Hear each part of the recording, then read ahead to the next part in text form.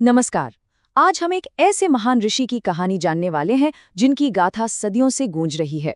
जी हाँ, हम बात कर रहे हैं ऋषि अगस्त्य की, जो भारतीय पौराणिक कथाओं के एक बहुत ही मजबूत स्तंभ हैं। चलिए उनकी इस असाधारण यात्रा को और करीब से समझते हैं। तो आज का हमारा मुख्य सवाल यही है, आखिर वो कौन से महान ऋषि थे जो उत्तर और दक्षिण भारत के बीच एक पुल की तरह बन गए, जिन्होंने इन दो बड़े क्षेत्रों को ज्ञान और धर्म के धागे से हमेशा के लिए जोड़ दिया। इसका जवाब ऋषि अगस्त्य की कमाल की कहानी में ही छिपा है। देखिए, हर महान कहानी की तरह ऋषि अगस्त्य की कहानी भी एक असाधारण शुरुआत से होती है। उनका जन्म कोई आम घटना नहीं थी, बल्कि एक दिव्य रहस्य था, और यही रहस्य उनके जीवन के महान उद्देश्य की नींव रखता है। कहते हैं ना, पूत के पांव पालने में ही दिख जाते हैं। ऋषि अगस्त्य का जन्म ही उनकी किस्मत का संकेत था। ये कोई साधारण जन्म नहीं था, बल्कि बहुत ही पवित्र और दिव्य परिस्थितियों में हुआ था, और इसी एक घटना ने उनके पूरे जीवन की दिशा तय कर दी। उनकी पैदाइश की कहानी तो और भी हैरान करने वाली है।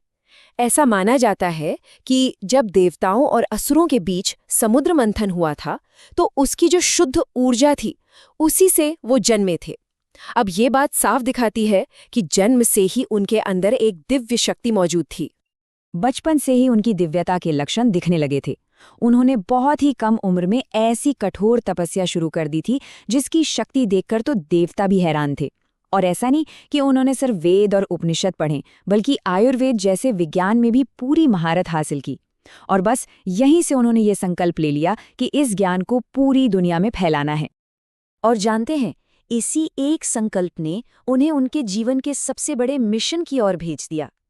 ये वो सफर था जिसने उन्हें दक्षिण भारत का प्रणेता यानी एक पायनियर बना दिया। चलिए देखते हैं कि ये सब कैसे हुआ। उन्हें दक्षिण की प्रथम ऋषि कहा जाता है, और इसके पीछे एक बहुत बड़ी वजह है।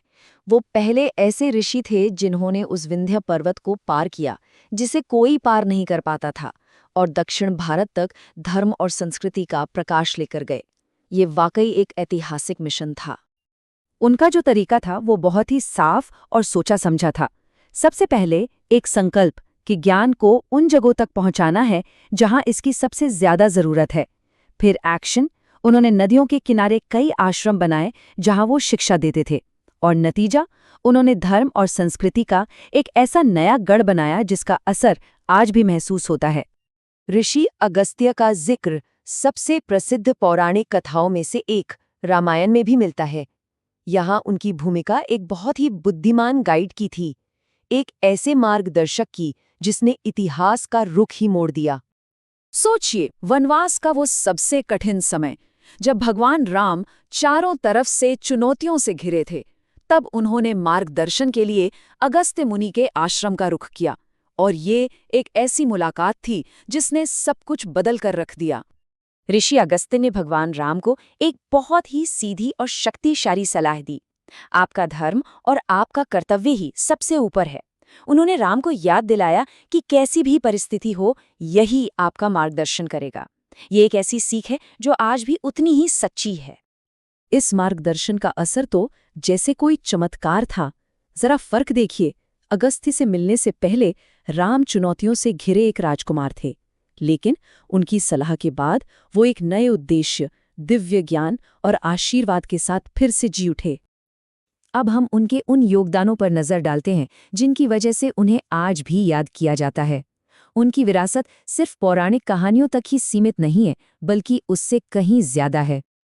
अगर हम उनकी विरासत को देखें तो पता चलता है कि वो सिर्फ एक ऋषि नहीं थे, बल्कि एक मल्टी टैलेंटेड जीनियस थे। साहित्य की बात करें तो उन्होंने अगस्त्य संहिता जैसा ग्रंथ लिखा। विज्ञान में वो आयुर्वेद और ज्योतिष के मास्टर थे, जो उस जमाने में बहुत बड़ी बात थी। उन्होंने अगस्त्य पंथ की स्थापना करके आध्यात्मिकता को एक नई दिशा दी। और तो और भूगोल पर भी उनकी छाप है। आज भी अगस्त्यमलय पर्वत और कावेरी नदी का नाम उनसे जुड़ा हुआ है। उनकी मौजूदगी आज भी महसूस की जा सकती है। धर्म की रक्षा के लिए उन्होंने कैसे असुरों को हराया, इसकी कहानियां आज भी सुनाई जाती हैं। दक्षिण भारत के मंदिरों में उनकी मूर्तियां और चित्र मिल जाते हैं।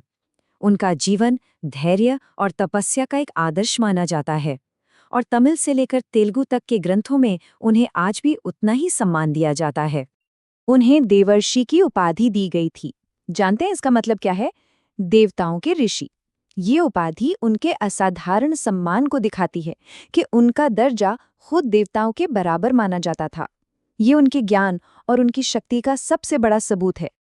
और अंत में ऋषि अगस्त्य की कहानी हमें एक बहुत बड़े सवाल के साथ छोड़ जाती है कि कैसे सिर्फ एक व्यक्ति का ज्ञान और उसका संकल्प एक पूरी की पूरी संस्कृति को हमेशा के लिए एक नया आकार दे सकता है। ये वाकई सोचने वाली बात है।